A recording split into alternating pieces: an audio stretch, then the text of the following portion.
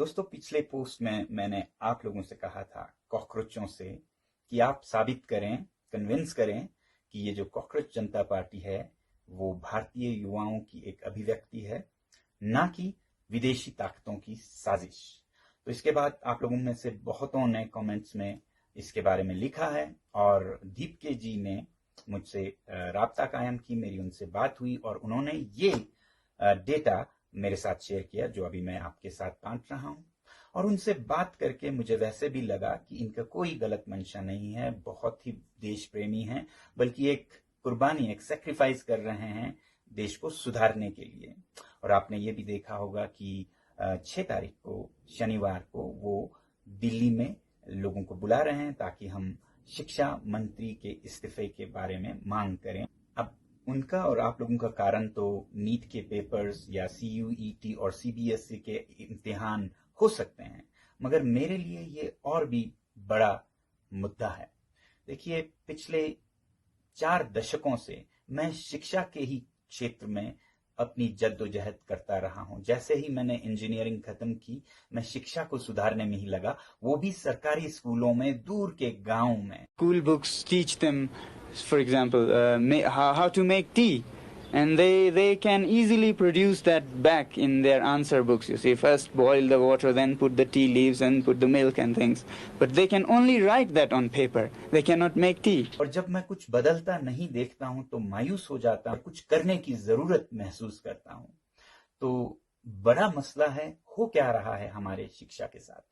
बहुत अच्छे नीतियां आ रही हैं जिनसे मैं बहुत खुश हूं। नई शिक्षा नीति आप लोगों ने देखा होगा, मगर उस पे अमल कितना हो रहा है, ग्राउंड पर, जमीन पर कितना उतर रहा है, उसे देख के मैं बहुत मायूस होता हूं।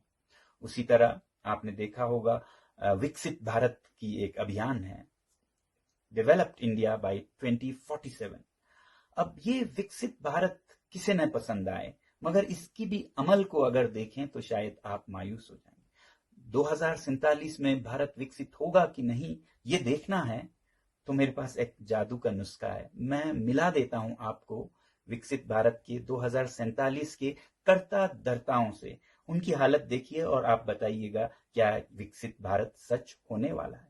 आइए मैं दिखाता हूं। ये वो बच्चे हैं जो आज प्री प्राइमरी क्लासेस में हैं भारत के गांव में। यही होंगे 25-30 साल के 2047 में, यही चला रहे होंगे भारत को। तो क्या आपको लगता है भारत विकसित होने वाला है अगर ये हालत रही हमारे विद्यालयों की?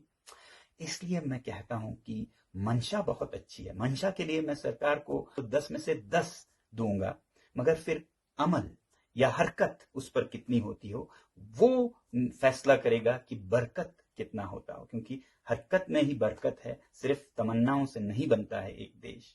तो इसलिए अगर आप देखें पिछले 3 या 4 शिक्षा मंत्रियों को, गूगल कीजिए, देखिए कौन आए, उन्होंने क्या कमाल किया, तो उसे देखकर मुझे नहीं लगता कि विकसित भारत होने वाला है। तो मैं तो इन वजूहात, इन कारणों के लिए शिक्षा मंत्री जी का इस्तीफा चाहता हूं। आपकी बात सही है, नीट के पेपर लीक हुए बहुत बड़ी बात है, इतने लाखों विद्यार्थियों के जिंदगी के साथ खिलवाड़ है, मगर आगे क्या होने वाला है वो सवाल ज्यादा बड़ा है। तो इन सब को सुधारने के लिए मैं आग्रह करूंगा प्रधानमंत्री जी से कि किसी भी स्वाभिमानी देश में, लोकतंत्र में, कोई भी स्वाभिमानी शिक्षा मंत्री, ऐसी बात हो, पेपर्स लीक हो और कुछ चल ना रहा हो, तो वो इस्तीफा देंगे, रेजिग्नेशन देंगे।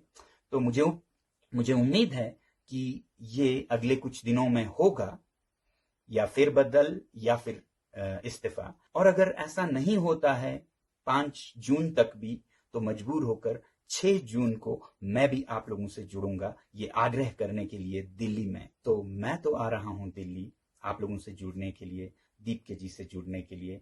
आप भी बताइएगा क्या आप आ रहे हैं। साथियों, मेरा एक नारा रहा है, if not now when, if not us who.